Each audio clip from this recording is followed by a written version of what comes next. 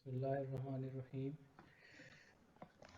Operating system के इस course को हम यहाँ पर स्टार्ट करेंगे। इससे पहले मैं बताता चलूँ कि गवर्नमेंट पोस्ट ग्रेजुएट कॉलेज अट्टा का ऑफिशियल यूट्यूब चैनल इस्टेब्लिश हो चुका है। और अब पेंडेमिक के इस दौर में, कोरोना वायरस के इस दौर में, जब कॉलेजेस और स्कूल्स खुलना भी पॉसिबल नहीं है, इस दौर में हमें ऑनलाइन क्लासेस से ही काम स्टार्ट करना है। तो इस सिलसिले में तमाम कोर्सेज़ के वीडियो लेक्चर्स हमारे यूट्यूब के इस ऑफिशियल चैनल पे, गवर्नमेंट पोस्ट ग्रेजुएट कॉलेज के इस ऑफिशियल चैनल पे वक्तन फ़वक्तन लोड होते रहेंगे। तमाम स्टूडेंट्स को ये इंस्ट्रक्ट किया जाता है कि वो इस चैनल को सब्सक्राइब कर लें ताकि कॉलेज से मुतल्लिका तमाम ज़रूरी मालूमात और ये वीडियोज़ उन तक टाइमली पहुँचती रहें। इस सिलसिले में हम भी कंप्यूटर साइंस डिपार्टमेंट ने भी अपनी वीडियोज़ और लेक्चर्स पोस्ट करना स्टार्ट कर दिए हैं।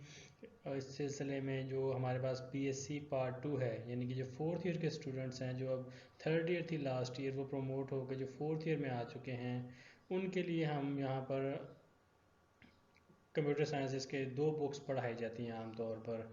एक उसमें ऑपरेटिंग सिस्टम है और एक डेटाबेसेस है। स्टार्ट हम करते हैं ऑपरेटिंग सिस्टम से।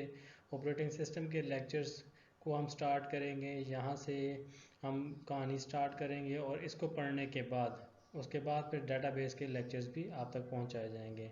ऑपरेटिंग सिस्टम को पढ़ने के लिए स्क्रीन पर आप देख रहे होंगे कि ऑपरेटिंग सिस्टम की जो बुक है, जिस तरह के माजी में भी हमने IT सीरीज़ पब्लिशर की बुक को फॉलो किया था, इसलिए वो रेडीली अवेलेबल हैं और आप पुराने स्टूडेंट से वो बुक्स भी ले सकते हैं।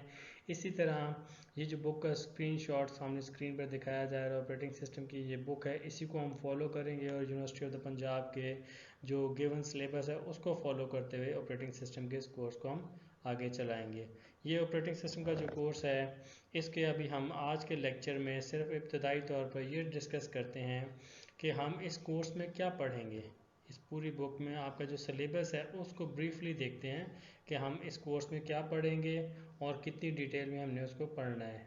ये भी मैं बताता चलूँ कि इसका पूरा नाम ऑपरेटिंग सिस्टम एंड नेटवर्क्स है, यानी कि इसमें जो मेनली 80% कोर्स होगा वो ऑपरेटिंग सिस्टम के बारे में है और सिर्फ 20% जो कोर्स है वो नेटवर्क्स के बारे में भी मौजूद है। नेटवर्क्स के जिस तरह के 3rd ईयर में आपने IT की और नेटवर्क की बुक्स पढ़ी थी, उसी के बहुत सारे टॉपिक्स, यानी कि कुछ टॉपिक्स 20% जो इस कोर्स का हैं वो 4th ईयर में भी शामिल हैं। ज़्यादातर उसमें से आपको रेडीली आते होंगे। अगर नहीं भी आते तो हम इस कोर्स के आखिर में ऑपरेटिंग सिस्टम के बाद नेटवर्क्स को भी डिस्कस करेंगे, तो आप आसानी से ऑनलाइन यहाँ से सीख सकते हैं। अब बाकायदा तौर पर इस कोर्स को स्टार्ट करते हैं। जैसे हमने कहा कि सबसे पहले हम बात करते हैं इस कोर्स में हम पढ़ेंगे क्या, हमारा रोड मैप क्या होगा। तो हर कोर्स की तरह सबसे पहले तो ये डिफ़ाइन किया जाएगा कि ये जो कोर्स है जिसमें ऑपरेटिंग सिस्टम नाम है, इस ऑपरेटिंग सिस्टम को हम प्रॉपरली डिफ़ाइन करेंगे कि ये ऑपरेटिंग सिस्टम है क्या। शुरू से हम जब भी हम जहाँ से भी 6th क्लास से 8th क्लास से जहाँ से भी आप लोगों ने कंप्यूटर पढ़ना स्टार्ट किया होगा, कुछ ना कुछ डेफिनेशन आपने पहले पढ़ी भी होगी। उसी डेफिनेशन को हम यूज़ करेंगे और उसके एक एक वर्ड को एक्सप्लेन कर लेंगे कि इंट्रोडक्शन करेंगे ऑपरेटिंग सिस्टम के, ऑपरेटिंग सिस्टम है क्या।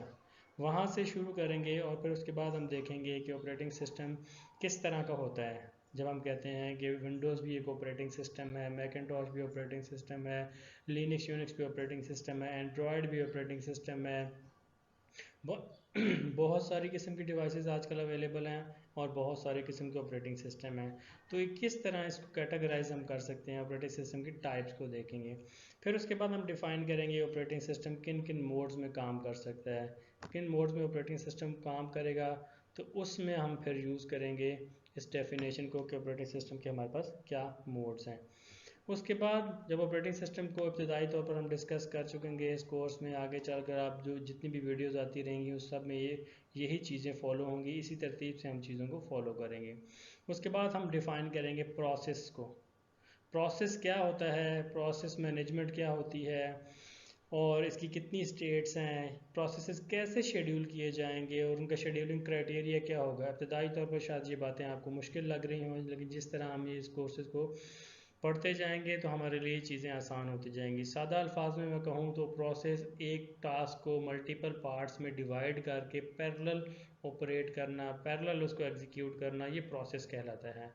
ये तो इसकी टेक्निकल सी डेफिनेशन है। जब हम उस प्रोसेस मैनेजमेंट को पढ़ेंगे तो उसमें हम कॉमन लाइफ के वर्ड्स और कॉमन लाइफ के एनालॉजीज और कॉमन लाइफ के सिनेरियोज यूज़ करके एक्सप्लेन करने की कोशिश करेंगे कि प्रोसेसेस होते क्या हैं। फॉर एग्जांपल मैं आमतौर पर कहता होता हूँ कि प्रोसेस है क्या, कि एक ही टास्क को मल्टीपल हिस्सों में तकसीम करना। क्यों हम प्रोसेसेस पढ़ते हैं, इसके रैशनल भी डिस्कस करेंगे। प्रोसेस हम क्यों पढ़ते हैं, हमें पढ़ने की ज़रूरत क्या है, ये प्रोसेसेस ना होते तो क्या होता है। फॉर एग्जांपल बहुत कॉमन सी एग्जांपल है कि अगर आपसे कहा जाए कि आपने एक बैंक में 5 बिल जमा करवाने हैं, लेकिन कंडीशन ये है कि आप एक वक्त पे एक ही बिल जमा करवा सकते हैं, तो आप अपना काम जल्दी परफॉर्म करने के लिए क्या करेंगे, कुछ सोचें।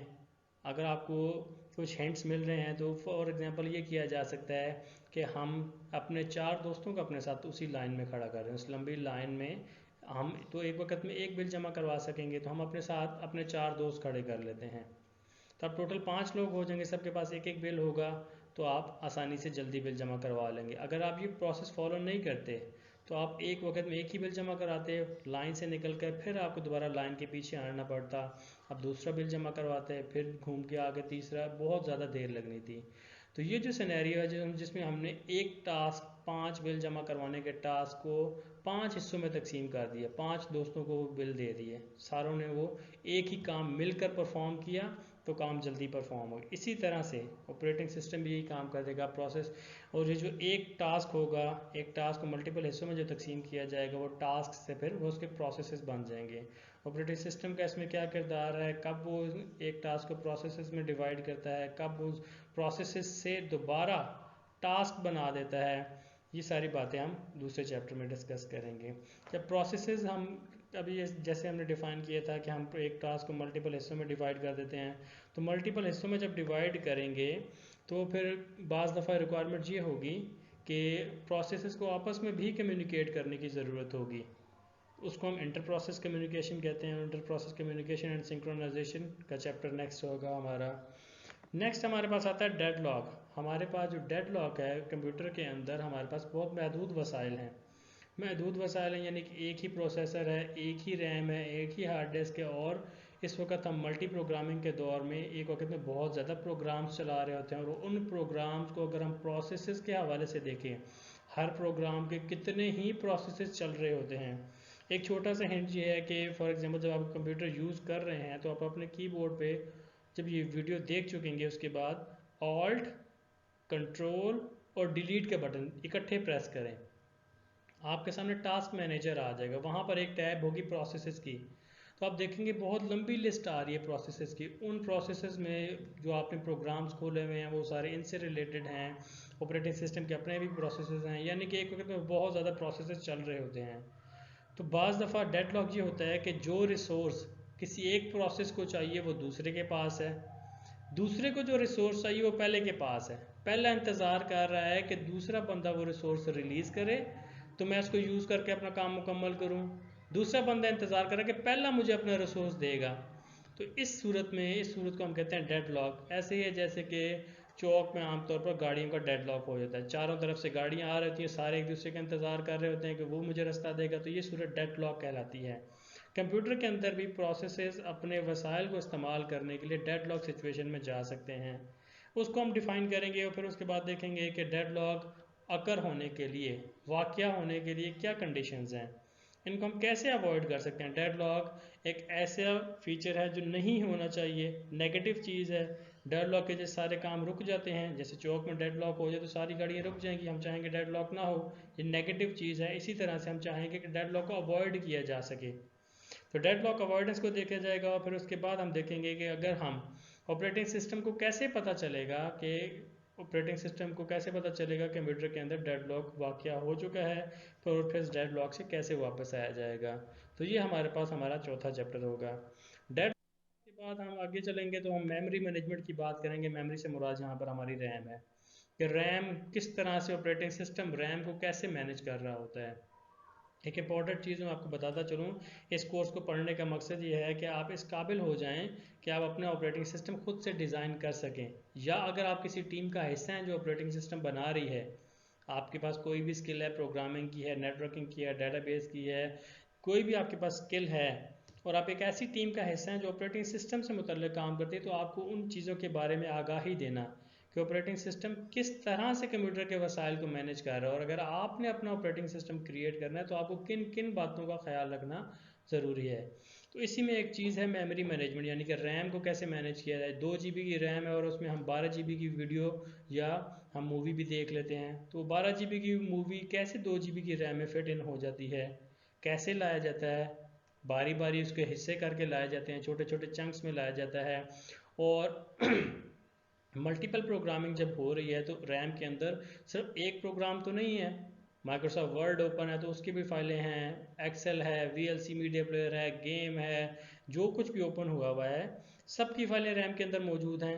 उन फाइलों को अपनी अपनी जगह पर रखना, मिक्स ना होने देना, जब एक फ़ाइल रैम से निकल जाए तो दोबारा उसको कहाँ जगह देनी है, और नया प्रोग्राम ओपन हो गया है, रैम में जगह मौजूद नहीं है, किसको निकाला जाए, किसको लाया जाए, ये सारी बातें कहलाती है मेमोरी मैनेजमेंट। तो हम देखेंगे कि हम मेमोरी को, रैम को कैसे मैनेज कर रहे हैं। उसमें हम 2 तरीके इख्तियार करते हैं, एक को पेजिंग कहा जाता है और एक को सेगमेंटेशन। ये इंपॉर्टेंट कॉन्सेप्ट्स हैं। इसी तरह से 2 और टेक्निक्स है जिसे स्वैपिंग और ओवरलेइंग कहा जाता है। मेमोरी मैनेजमेंट के बाद हम बात करेंगे वर्चुअल मेमोरी की।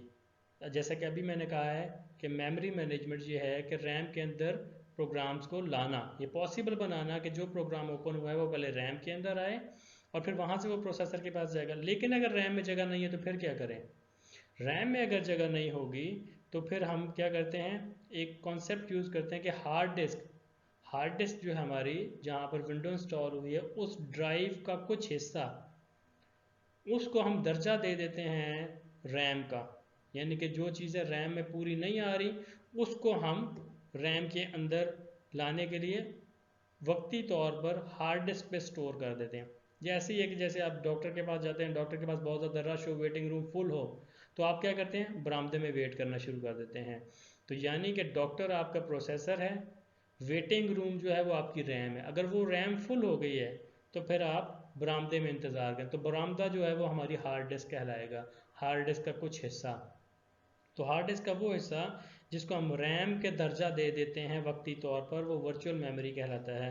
इस कॉन्सेप्ट को डिस्कस किया जाएगा और फिर उसके बाद लास्ट में हम देखेंगे फाइल सिस्टम मैनेजमेंट के ऑपरेटिंग सिस्टम जो हम डिज़ाइन करेंगे या डिज़ाइन हो चुका है वो किस तरह से, फाइल्स का क्या कॉन्सेप्ट है, और जितने भी हार्डवेयर ऑपरेटिंग सिस्टम के साथ कनेक्टेड होता है उसका क्या कॉन्सेप्ट है, वो हम कैसे मैनेज करेंगे।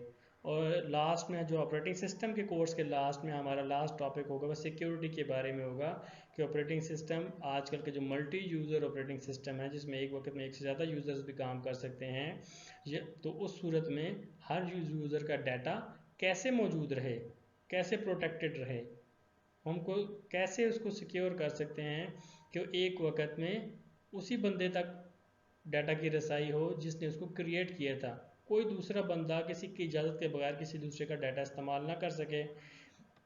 इसको हम डाटा सिक्योरिटी कहते हैं। इसके मुख्तलिफ़ तरीके हैं कि हम ऑथेंटिकेशन यूज़ कर लें और बहुत सारे दूसरे मेथड्स मौजूद हैं।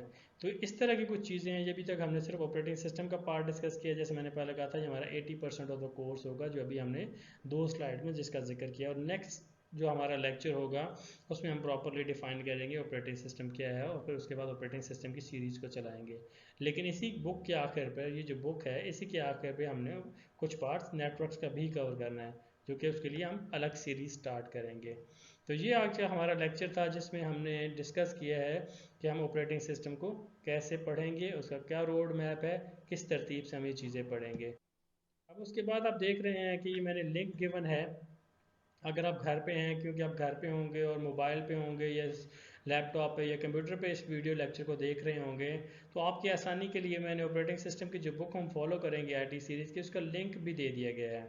आप इस लिंक को यूज़ करके ये बुक आसानी से डाउनलोड कर सकते हैं, और जब हम पढ़ रहे होंगे आप तो इस बुक को आप अपने पास ओपन रखें, इस वीडियो से रहनुमाई हासिल करें, और जो चीज़ें अगर आपको फिर भी समझ ना आए या कोई क्वेश्चंस हों तो फिर आप देख सकते हैं कि इस कॉलेज का यूट्यूब चैनल इस्टेब्लिश हो चुका है। इस वीडियो को आप देख रहे हैं, इसी के आप कमेंट सेक्शन में जाकर भी अपने क्वेश्चन पूछ सकते हैं। लेकिन ज़्यादा बेहतर तरीका ये है कि तमाम मज़ामीन के, जिस तरह आप क्लासेस में पढ़ते थे, हर क्लास का हर टीचर ने व्हाट्सएप ग्रुप इस्टेब्लिश कर दिया है। आप अपने आप को लाजमी अपने आप के लिए बनाएं कि आप उस व्हाट्सएप ग्रुप का हिस्सा हो जाएं, क्योंकि वहीं पर आपकी आपसे अटेंडेंस भी मार्क हुआ करेगी और वहीं पे आपके सवाल जवाब भी हुआ करेंगे। तो इस वीडियो का एक लिंक हम उस व्हाट्सएप ग्रुप में भी शेयर करेंगे। आपने उस व्हाट्सएप ग्रुप पे लाजमी अपने आप को ऐड करना है, उस वीडियो लिंक पे क्लिक करना है और वहाँ से वीडियो आप देखेंगे, क्योंकि वहीं से हम आपको अटेंडेंस भी आपकी काउंट होगी कि जिन लोगों ने व्हाट्सएप ग्रुप में उस लिंक को क्लिक किया हुआ होगा तो वो ही प्रेजेंट कंसिडर होंगे। इसके अलावा अगर आपको कुछ मसाइल पेश आ रहे हैं तो आप अपना वॉइस मैसेज या टेक्स्ट मैसेज उस व्हाट्सएप ग्रुप में ज़रूर छोड़ दें, क्योंकि आप बीएससी के स्टूडेंट्स हैं, बड़े स्टूडेंट्स हैं, आपको समझाने की इतनी ज़रूरत नहीं है कि आप उस ग्रुप में फालतू चीज़ों को काइंडली शेयर ना करें। ये दोबारा बताया जा रहा है कि जो व्हाट्सएप ग्रुप क्रिएट किया गया है उसमें आप फालतू चीज़ों को बिल्कुल भी ना शेयर करें और अपने सिर्फ क्वेश्चंस पूछें। कोई इमोजीज, इमोट आइकन्स, कुछ भी इस तरह की चीज़ें शेयर ना करें जो इररेलेवेंट हों। और आपस में जो आपने अगर आप स्टूडेंट्स ने बातचीत करनी है तो प्राइवेटली करें, व्हाट्सएप ग्रुप में ना करें। व्हाट्सएप ग्रुप में ज़रा आप टीचर से मुखातिब हों, उनसे सवालात करें और उनके जवाबात लें। और मैंने जैसा कि कहा है कि वहीं पर आपके अटेंडेंस भी, अगर कोई व्हाट्सएप ग्रुप में इरेगुलरिटीज़ होंगी, आप अगर आप उसका बेजा इस्तेमाल करेंगे और इररेलेवेंट चीज़ें आप अगर उसमें शेयर करेंगे तो आपको कुछ वार्निंग्स के बाद फिर उस व्हाट्सएप ग्रुप से रिमूव भी किया जा सकता है। और अगर आप रिमूव हो जाएंगे तो सारी बात है आपकी अटेंडेंस फिर मार्क नहीं होगी। और जिस तरह की कहा जा रहा है कि ये अगर ये हो सकता है कि ये सेशन पूरा हम ऑनलाइन ही चलाएं, तो फिर अगर आपकी अटेंडेंस नहीं होगी आपके, तो फिर आपके लिए हो सकता है फ्यूचर में मसाइल ना पैदा हों। तो इसलिए कहा जा रहा है कि आपने सिर्फ व्हाट्सएप ग्रुप में रेलिवेंट चीज़ें क्वेश्चंस करने हैं, क्रॉस टॉक ना करें, आपस में बातें ना करें, आपस में एक दूसरे को कमेंट ना करें, सिर्फ टीचर से सवाल पूछें ऑडियो की सूरत में, टेक्स्ट की सूरत में, और उसी के वहाँ पर आपको जवाब भी दिए जाएंगे।